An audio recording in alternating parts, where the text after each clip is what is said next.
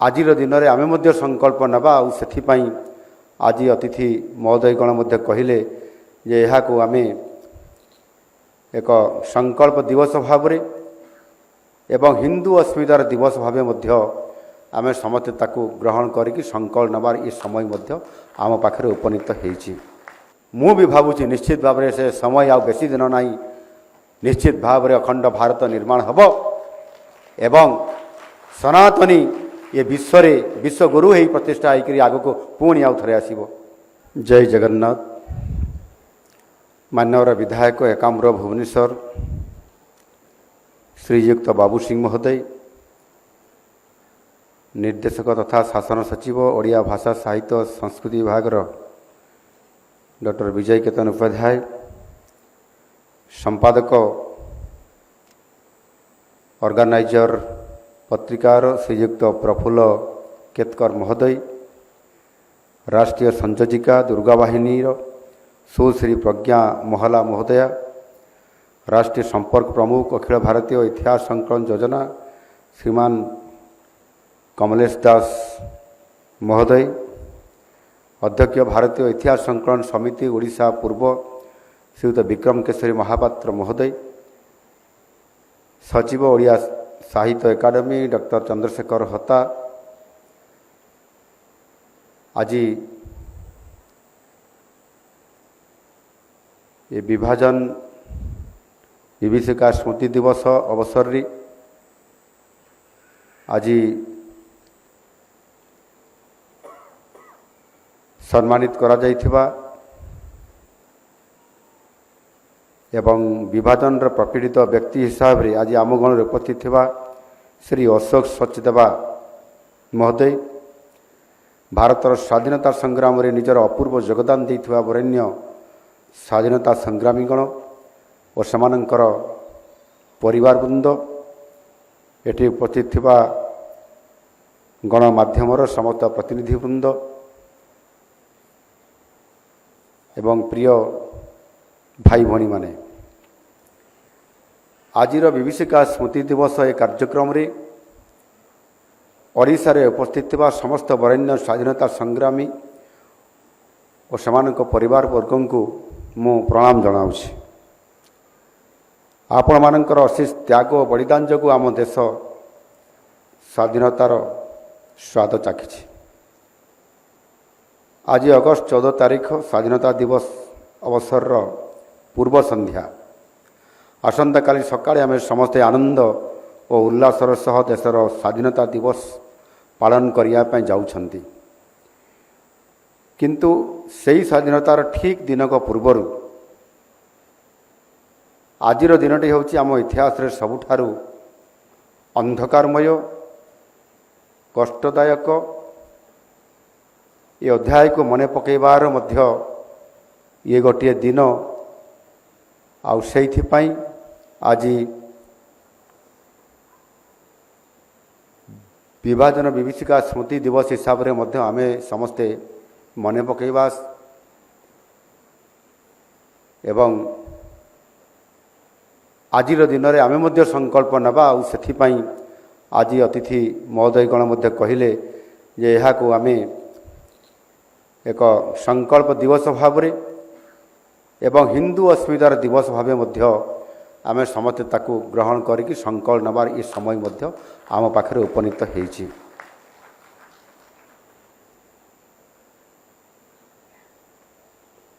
ବନ୍ଧୁଗଣ, ସ୍ୱାଧୀନତା ଦିବସର ଅବ୍ୟବହିତ ପୂର୍ବରୁ ଯେତେବେଳେ ସମଗ୍ର ଦେଶ ସ୍ୱାଧୀନତା ଦିବସ ପାଳନ କରିବା ପାଇଁ ଇଏ ବ୍ୟଗ୍ରତା ଥିଲା, ସେତେବେଳେ ଦେଶର ପୂର୍ବ ଏବଂ ପଶ୍ଚିମ ଭାଗରେ ଭୟାବହ ସ୍ଥିତି ଦେଖା ଦେଇଥିଲା। ସେ ସମୟର ରାଜନୈତିକ ପରିସ୍ଥିତି ଭାରତକୁ ଦୁଇ ଭାଗରେ ବିଭକ୍ତ କରିଦେଇଥିଲା। ଏହି ବିଭାଜନ କେବଳ ଦୁଇ ଦେଶର ସୀମାରେଖା ନିର୍ଦ୍ଧାରଣ କରିନଥିଲା, ଏହା ଥିଲା ମାନବ ସଭ୍ୟତାର ସବୁଠାରୁ ବଡ଼ ମାନବ ସ୍ଥାନାନ୍ତର ଗମନ ବା ହ୍ୟୁମାନ୍ ମାଇଗ୍ରେସନ୍। କୋଟି କୋଟି ଲୋକ ଯାହା ଏଠି ମୁଁ ଶୁଣିଛି ଯାହା ଆକଳନ କରାଯାଉଛି, ଏଠି ଅତିଥିଦ୍ୱୟ ମଧ୍ୟ କହିଲେ ଯେ କେତେ ଲୋକ ବିସ୍ଥାପିତ ହେଲେ, କେତେ ଲୋକ केते महिला को अपहरण करागला केते लोक हत्या करागला तार हिसाब से समस्ते रखिपारि नथिबे से समयर परिस्थिति रे किंतु जहाँ एठी रेकर्ड कहूँ जे कोटी कोटी लोक अर्थात प्राय 1.5 कोटी रु 180 कोटी 100 कोटी 80 लक्ष पर्यंत लोक जो माने ये ह्यूमन माइग्रेशन रे अर्थात मानव स्थानांतर गमन रे एथिरे समाने विस्थापित होइतिले बा समानकर गमन स्थानांतर गमन होइथिला। एणु ये कथा को जदि आमे देखिबा यह थिला अत्यंत भयावह उभय देशर सांप्रतिक हिंसा पाकिस्तान रे एवं भारत रे खेली जाइथिला। विशेष भावे पाकिस्तान रु भारत को प्राण विकल रे छुटी आसुथबा लोकंकु अत्यंत निर्मम भावे हत्या करा जाइथिला। आपण माने शुणिथिबे मध्य जे जो ट्रेन रे लोक माने आसुथिले से ट्रेन रे आसुथबा समय रे मध्य ट्रेन भितर पशिकी समानको हत्या करा जाइथिला। महिला मानको अपहरण करि निया जाइथिला समानको बलात्कार मध्य करा जाइथिला एवं जो ट्रेन आसीथिला से ट्रेन को ब्लड ट्रेन बोली कुआ जाउथिला बा घोष ट्रेन मध्य ताकू कुहा जाउथिला। पाकिस्तान रु आसुथबा ट्रेन अमृतसर किंबा दिल्ली स्टेशन रे जेतेबेले पहुंचुथिला ट्रेन रे केवल रक्तर गोटे झर संपूर्ण भाव में बही जाउथबार दृश्य मध्य सेतेबेले देखा देइथिला। किछि ट्रेन पहुंचुथिला जो केवल मृतदेह ही थिला केवल ट्रेन ड्राइवर ही से जीवित थिले जे को ट्रेन को धरिकरी ये भारत वर्ष को अमृतसर को किबा दिल्ली को से पहुँचेब। भारतीय स्वाधीनता संग्राम जेकोसी बही आपण पढ़ंतु जेकोसी वामपंथी इतिहासकार रचित इतिहास बही भी पढ़ंतु एथिरे निश्चित भाव में आपंकर ये पढ़िला बेले मु एबे भारत मातांकर पूजन कला परे मते मते किछि पुस्तक प्राप्त होइछि आमर लेखक भाई माने मते प्रदान करछन्ति मोर टेबल उपरे अछि देखुतली ताकू मध्य ये प्रकृत इतिहास आप सामना रे आज धीरे धीरे आम सामना को आसुछि। पाकिस्तान रु जो ट्रेन गुड़िक आसुथिला केवल से लोकं को खाली हत्या करा जाउ नथिला आमर झियो महिला मानकु मध्य सेमाने अपहरण करी पुणी नहीं जाउथिले। एमिति एक ट्रेन थिला कामुक ट्रेन गणहत्या मु जणे 82 वर्षीय महिलांकर कहानी गतकाली मु पढ़ुतिली गोटे आर्टिकल रे तांको पुओ एक आर्टिकल मध्य लिखिथिले आ तांकर ये मांकर विषय भी से कहानी को से लिखिछंती एवं प्रति वर्ष ये जो अगस्त 14 तारीख आसे बा आज दिन से ताको मांकर मने पड़े से दिनटी एवं संपूर्ण दिन सारा तांकर लुह झरझर होगी बही चले एवं अतीतर स्मृति को मने पकाई एवं यह को आमे कहि परिबा जे नाइट मेयर बा ये गोटे दुस्वप्न किभली भाव से परिस्थिति तैयारी होता ए विषय रे अतिथि माने आपण मानकर पाखरे ताहार कथा रखिछंती समय अभाव अछि मो लंबा कहबा पई चाहिबी नाही।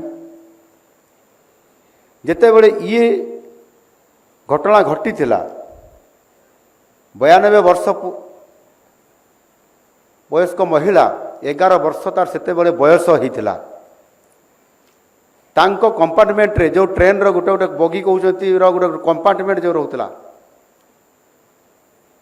जड़े गोटे बगी रे से केवल जड़े ही से ही जीवित थिले आ पूरा एंटायर बगी रे समस्त को हत्या करा जाइथिला एवं तांको आखि सामना रे पिता को माता को परिवार रो समस्त को हत्या करा गला। इमिति तो बहुत लक्ष लक्ष कहानी मध्य निश्चित भाव में लुकायित होकर आज दिन में अच्छी से भी बंची न था से निजर चालाकी करी से हत्या करा जाइतवा मृत होइतवा सब भितरे पशि जाइतिला जहा फल कि से सब पलटि जाइतिला भाविकी मध्य तांको आ हत्या करा जाई नथिला एवं से बंचिकी आसीथिले ये मर्मन्तुद घटना मध्य आज आम सामना को धीरे धीरे आसुछि बंधुगण यह सत्य जे से समय ब्रिटिश सरकार जो डिवाइड एंड रूल नीति रे आम भारत वर्ष को शासन करिवा पई जो योजना करथिले आउ समाने भारतर जीवा परे भी यही नीति अनुसार धर्म आधार रे भारत को दुई भाग दुई फाड़ कर देइथिले ସେମାନେ ଭାବିଥିଲେ ଯେ ଏହା ଦ୍ୱାରା ଭାରତ ଅଧିକ ଦିନ ଆଉ ତିଷ୍ଠି ପାରିବ ନାହିଁ ଭାରତ ପୁଣି ଆଉ ଥରେ ପରାଧୀନ ହୋଇଯିବ ଭାରତୀୟ ସଭ୍ୟତା ଆଜି ଯଦି ଆମେ ଦେଖିବା ଏ ବିଷୟରେ ଆଲୋଚନା କରିବାର ବି ବେଳ ନାହିଁ ଏଠି ପ୍ରାଧ୍ୟାପକ ଅତିଥୟମାନେ ମଧ୍ୟ ଅଛନ୍ତି ଏ ବାବଦରେ ସେମାନେ ବେଶୀ ଜାଣିଛନ୍ତି କିନ୍ତୁ ଏ ସଭ୍ୟତା ଆଜିର ସଭ୍ୟତା ନୁହଁ ଭାରତ ବର୍ଷ ଆମ ସଭ୍ୟତା ये 5000 वर्षर सभ्यता एवं विभिन्न बाधा विघ्न सत्वे विभिन्न ये प्रकार परिस्थिति आसवा सत्वे आज भी तिष्ठि रही आज भी बंची रही अनंत काल पर्यंत स्वगर्भे मध्य निश्चित भाव में ये बंची रहिबो किंतु यही जो विभाजन सांप्रदायिकतार जो मंजी आज पोती दिगला ताहार मूल्य आज आम दौरान विभाजन आउ गोटे दिग होछि जहाको गत प्राय 7.5 दशंधि अधिक काल लोकलोचन दूरे रखा जाइथिला एबे समय आसी विभाजन असल कहानी समस्त हिंदू मानकु समस्त भारतीय मानकु समस्त सनातनी मानकु जनैबा पई ये कहानी को कहबा पई आ ये समय रे इतिहासकार माने एथिरे अनेक प्रश्न भी उठैछंती तत्कालीन नेतृत्व जदि संकीर्ण व्यक्तिगत स्वार्थ हासिल निजको वंचित करा जाई पारिथान्ते तेबे एही विभाजन को संपूर्ण भाव में एड़े दिया जाई पारिथान्ता एणु व्यक्तिगत स्वार्थ आगरे ए देश को बिक्री कर दिया जाइतला हत्या करा जाइतला कहले अत्युक्ति हेब नाही कहा मनरे किछि संदेह रहबा कथा नुहे जे से समय दुई प्रमुख दल गोटे हला मुस्लिम लीग एवं कांग्रेस ही विभाजन मुख्य कारण थिला वर्तमान यही सत्य मध्य धीरे धीरे उजागर होउछि आपण अनेक फाइल सबु मध्य आसुछि आज दिन रे मध्य काश्मीर फाइल केरल फाइल किभଳି भाबरे आज दिन रे मध्य स्वाधीनता परवर्ती पर्यायर मध्य एभଳି अनेक केस एवं षडयंत्र एवं चक्रांत सहित भारत वर्षर आमर सनातनी मानक किभଳି भाबरे अत्याचार करा जाउछि हत्या करा जाउछि देशर युववर्ग को ये छपा जाइथिबा इतिहास विषय अवगत करने पाई एवं स्वाधीनता परवर्ती पर्यायर ये 7.5 दशंधि पर आज आम आम इतिहास को बदलवाई इतिहास विषय को बदलवाई आज आम सरकार माननीय यशस्वी प्रधानमंत्री नरेंद्र मोदी जी नेतृत्व में आज नुआ इतिहास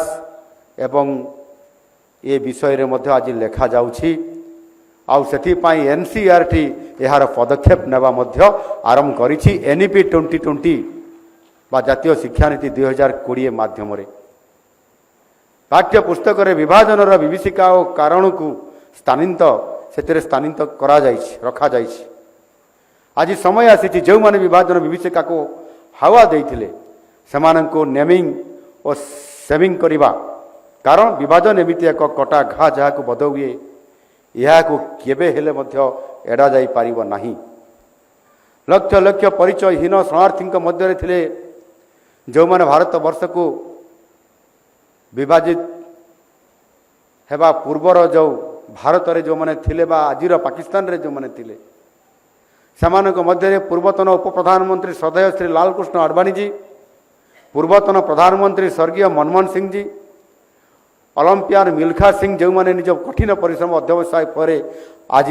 निज क्षेत्र में शीर्ष में पहुँची पारी आम देश सबु शरणार्थी को ଖୋଲା ହୃଦୟରେ ସ୍ୱାଗତ କରିଥିଲା ଏବଂ ଏ ଭାରତ ନିଜର ସନ୍ତାନ ଭଳିଆ ତାଙ୍କୁ ସ୍ୱତନ୍ତ୍ରତା ଦେଇଥିଲା। କିନ୍ତୁ ଭାରତର ଯେଉଁ ମୁସଲମାନ ମାନେ ପାକିସ୍ତାନକୁ ନିଜ ଦେଶ ଭାବି ଯାଇଥିଲେ ସେଠାରେ ତାଙ୍କୁ ଆଜି ପର୍ଯ୍ୟନ୍ତ ସମ୍ମାନ ମିଳୁନାହିଁ। ଆଜି ବି ତାଙ୍କୁ ସେଠାରେ ମଧ୍ୟ ମହାଜିର ଭାବରେ ଚିତ୍ରଣ କରାଯାଉଛି। ମହାଜିର ସେମାନେ ଆଉ ପାକିସ୍ତାନୀ ନୁହନ୍ତି, ସେମାନେ ମହାଜିର। ସେମାନଙ୍କୁ ଆଉ ସ୍ୱତନ୍ତ୍ରତା ନାଗରିକତାର ମାନ୍ୟତା ମଧ୍ୟ ପ୍ରଦାନ କରାଯାଉନାହିଁ, ସେମାନଙ୍କୁ ଅସ୍ପୃଶ୍ୟତା ଭିତରେ ରଖାଯାଇଛି। ଏ କଥା ସେମାନେ ବୁଝିପାରିବେ ନାହିଁ। ଏହା ଏକ ଉଦାରବାଦୀ ଭାରତୀୟ ସଭ୍ୟତା ଆଗରେ ଧର୍ମ ଆଧାରରେ ଜନ୍ମିତ ପାକିସ୍ତାନର ପ୍ରକୃତ ଚିତ୍ରକୁ ମଧ୍ୟ ନିଶ୍ଚିତ ଭାବରେ ଦର୍ଶାଯାଉଛି। ସେ ସମୟରେ ମୁସଲିମ ଯେଉଁ ବିଷ ମଞ୍ଜି ପୋତିଥିଲା ଆଜି ସେଠାରେ ତାହା ମହାଦ୍ରୁମରେ ପରିଣତ ହୋଇଛି ଏବଂ ସମୟ ଆସିବ ଏଠି ଆଜି ଯେଉଁ ଅଖଣ୍ଡ ଭାରତର କଥା ଆମେ ସ୍ୱପ୍ନ ଦେଖୁଛନ୍ତି ଆମର ମହାପୁରୁଷମାନେ ବରପୁତ୍ରମାନେ ଦେଖିଥିଲେ। ମୁଁ ବି ଭାବୁଛି ନିଶ୍ଚିତ ଭାବରେ ସେ ସମୟ ଆଉ ବେଶୀ ଦିନ ନାହିଁ। ନିଶ୍ଚିତ ଭାବରେ ଅଖଣ୍ଡ ଭାରତ ନିର୍ମାଣ ହେବ ଏବଂ ସନାତନୀ ଏ ବିଶ୍ୱରେ ବିଶ୍ୱଗୁରୁ ହୋଇ ପ୍ରତିଷ୍ଠା ହୋଇକରି ଆଗକୁ ପୁଣି ଆଉ ଥରେ ଆସିବ। ଏ ଦିବସକୁ ଆମକୁ ପ୍ରତିବର୍ଷ ମନେ ପକାଇ ଦିଏ ଯେ ଘୃଣା ଏବଂ ବିଦ୍ୱେଷ କେବଳ ବିନାଶ ହିଁ ଆଣିପାରେ। ଇଂରେଜମାନେ ତ ଚାଲିଗଲେ କିନ୍ତୁ ଆମ ଛାତିରେ ଏମିତି ଏକ କ୍ଷତ ଦେଇଗଲେ ଯାହା ଆଜି ବି ସମ୍ପୂର୍ଣ୍ଣ ଭାବରେ ସୁଖୀ ନାହିଁ। ଯଶସ୍ୱୀ ପ୍ରଧାନମନ୍ତ୍ରୀ ମାନନୀୟ ନରେନ୍ଦ୍ର ମୋଦିଜୀ ଏହି ଭାବକୁ ଜନମାନସରେ ଜାଗ୍ରତ କରିବା ପାଇଁ 2021 ମସିହା ଆଜିର ଦିନରେ ପ୍ରଥମ ଥର ପାଇଁ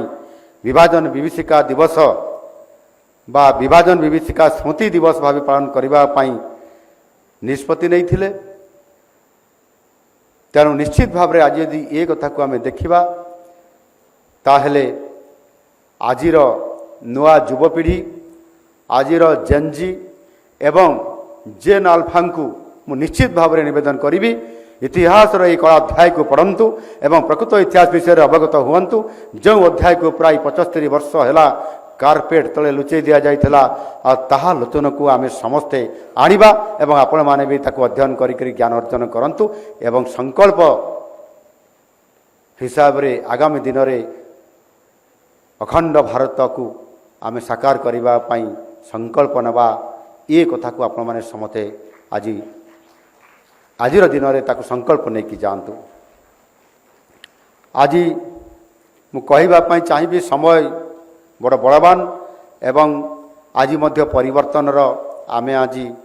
ଅନେକ କଥା ଆଜି ଦେଖୁଛନ୍ତି। ଏଠି ଆମର ଅତିଥିଦେବମାନେ କହୁଥିଲେ ବିଭାଜନ 5ଟି ରାଜ୍ୟର ବିଭାଜନର କଥା। ବଙ୍ଗାଲ ହେଉ ପଞ୍ଜାବ ହେଉ ବମ୍ବେ ହେଉ ଏହିଭଳି କିଛି ରାଜ୍ୟ ବିଭାଜନ ହୋଇକରି ଆଜି କେଉଁ ଅବସ୍ଥାରେ ଯେଉଁମାନେ ବିଭାଜିତ ହୋଇକି ପାକିସ୍ତାନରେ ରହିଲେ ଏକଥା ଆମେ ତାଙ୍କ କଷ୍ଟ ବି ଆଜି ଆମେ ଦେଖୁଛନ୍ତି। କିନ୍ତୁ ଆଜି ସମୟ ପରିବର୍ତ୍ତନ ହୋଇଛି, ସରକାର ବଦଳିଛି ଏବଂ ଭାରତୀୟ ସଂସ୍କୃତି ଭାରତୀୟ ସଭ୍ୟତା ଭାରତୀୟ ପରମ୍ପରା ରାଷ୍ଟ୍ରବାଦୀ ଦଳ ହିସାବରେ ଆଜି ଭାରତୀୟ ଜନତା ପାର୍ଟିର ଉତ୍ଥାନ ଏବଂ ଆଜି ସରକାର ପ୍ରତିଷ୍ଠା ହେବା ପରେ ଆଜି ଧୀରେ ଧୀରେ ସନାତନୀ ସଂସ୍କୃତି ସଭ୍ୟତା ଏବଂ ଶିକ୍ଷାର ପରିବର୍ତ୍ତନର ଗୋଟିଏ ବିରାଟ ପରିବର୍ତ୍ତନ ଆଜି ଆସିବାର ଆରମ୍ଭ ହୋଇଛି। ଆଜି ଆମେ ସରକାରୀ ସ୍ତରରେ ବନ୍ଦେ ମାତରମ୍ ଗାନ କରିପାରୁଛନ୍ତି।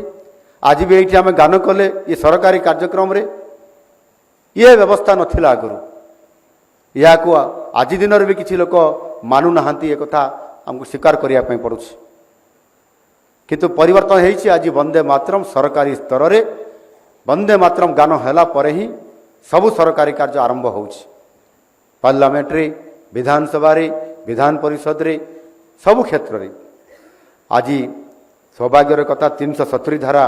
ଆଜି ଉଚ୍ଛେଦ ହୋଇଛି, 35A ମଧ୍ୟ ଆଜି ଉଚ୍ଛେଦ ହୋଇଛି ଏବଂ ଆଜି ଆମେ ବିଭାଜନ ବିଭୀଷିକା ସ୍ମୃତି ଦିବସ ପାଳନ କରିବା ପାଇଁ ସରକାରୀ ସ୍ତରରେ ସ୍ୱତନ୍ତ୍ରତା ପାଇଛନ୍ତି। ଏବଂ ବିଗତ ଦିନରେ କିଛି ଘଟଣା ମଧ୍ୟ ଘଟିଛି ଆମକୁ ଏକ ହେବା ପାଇଁ, ଆମର ଶକ୍ତିକୁ ବୃଦ୍ଧି କରିବା ପାଇଁ ଏବଂ ଭାରତରେ ଥିବା ଆଜି ଦିନରେ ମଧ୍ୟ ଯେଉଁମାନେ ବିଦେଶୀ ଶକ୍ତି ସହିତ ମିଶିକରି ଶତ୍ରୁତା ଆଚରଣ କରୁଛନ୍ତି ସେମାନଙ୍କ ବିରୁଦ୍ଧରେ ଦୃଢ଼ କାର୍ଯ୍ୟାନୁଷ୍ଠାନ ଗ୍ରହଣ କରିବା ପାଇଁ। ଆପଣମାନେ କାର୍ଗିଲ ଯୁଦ୍ଧ ଦେଖିଛନ୍ତି, ଆପଣମାନେ ସର୍ଜିକାଲ ଷ୍ଟ୍ରାଇକ୍ ବି ଜାଣିଛନ୍ତି ଦେଖିଛନ୍ତି, ଏୟାର ଷ୍ଟ୍ରାଇକ୍ ଦେଖିଛନ୍ତି, ऑपरेशन सिंदूर देखी ये धीरे धीरे आज भारत शक्तिशाली होउची एवं आमे से अखंड भारत आड़ को जाऊँ विश्व गुरु होगापाई आमे आज से संकल्प आड़ को जाऊँ। केंद्र सरकार माननीय यशस्वी प्रधानमंत्री एवं गृहमंत्री अमित शाह जी घोषणा करते जे मार्च मास 31 तारीख 2026 तारीख सुधा भारत वर्ष को नक्सल मुक्त करा जिवो, माओवादी मुक्त करा जिवो। आज से क्षेत्र में मध्य भारत वर्ष आज सफल नेतृत्व दे पारी। आमे समस्ते 500 वर्षर से ही समस्या को आज भी मने पकांती। बाबरी मस्जिद, राम जन्मभूमि ये समस्या को किभली समाधान करा जिवो एवं बाबरी मस्जिद को भंगा जाए किभली भाव से ढांचा परिवर्तन करी भगवान श्रीरामंकर मंदिर प्रतिष्ठा करा जिवो अयोध्या रे। ये समय भी आज आसी जे आज ताहा भी आज सफल होईची एवं ताहा आज भारत वर्ष स्वीकार करिछि एवं आज श्रीराम मंदिर आज अयोध्या रे प्रतिष्ठा मध्य होई पारिछि। एनो निश्चित भाव रे समय परिवर्तन रे 5000 वर्षर ये संस्कृति सभ्यता भारतीय सनातनी सभ्यता जेहेतु पृथ्वी रे आज एकमात्र सभ्यता बंची तार संस्कृति को नहीं बंची ये पुनर्बार आउ थे सामना को आसिकरी आज जो नेतृत्व आज भारत वर्ष नौची माननीय मोदी जी नेतृत्व में विकसित भारत 2047 रे हेबा सहित आगामी दिन में विश्व गुरु बनिब ये कथा को ये संकल्प को नहीं ये विजन को नहीं करी आज आमे निरंतर उद्यम करी आम सरकार काम कर चली। ओडिशा रे मध्य समृद्ध ओडिशा विकसित भारत को ओडिशा डबल ग्रोथ इंजिन नेतृत्व नहीं काम कर संकल्प को लेकिन आम आज काम कर चली। बंधुगण आज ये पवित्र आवेगपूर्ण वर्ष रे संकल्प नेबा जे आम आमर स्वाधीनता को अक्षुण्ण रखा सहित देशर प्रगति पाई समर्पित भाव आम समस्ते कार्य करिबा। विभाजन से कष्ट को मन रखी एक शक्तिशाली समृद्ध एवं एकजुट भारत गठन करवा ही पड़ो और से आमर शहीद एवं पीड़ित मानकर प्रति ये सबुठारु बड़ श्रद्धांजलि हेब। मु पुणी थरे आपण मानकु समस्त को मन पकई देवा चाहे जे आमे ये विभाजन से भयावहता निजर सर्वस्व हरई समस्त पूर्वज मानकु आमे मने पकेबा से कष्ट को आमे आम हृदय भितर स्थान देबा आम स्मृति भितर ताकू मने रखिबा एवं आमे संकल्प नेबा। ये संकल्प नेबा भितर आमे आगको निश्चित भाव रे ये भारत वर्ष पई काम करिबा। आउ सेथि पई आज आम गहण रे एठी आमर विभाजन प्रपीड़ित व्यक्ति आम सामने अछंती श्री अशोक सचदेवा महोदय निश्चित भाव रे से किभली भाव रे ये घटना को देखिछंती अनुभव करिछंती आ आज पर्यंत बंची रहिछंती एवं सेही भली भाव रे जने महिलांकर विषय मु 92 वर्ष विषय तांको विषय कहली सेही भली ये घटना को आम समस्ते निज स्मृति भितर रखी संकल्प नबार ये समय आसीछि एवं सेथिपाई आमे समते ये होची आमर हिंदू अस्मितार दिवस भावे ये विभाजन विभीषिका स्मृति दिवस को आमे मने पकईकरी संकल्प नहीं आम भारत वर्ष को अखंड भारत एवं विश्व गुरु परिणत करिवार ये संकल्प नेबा समस्त को बहुत बहुत धन्यवाद। भारत माता की जय। वंदे उत्कल जननी।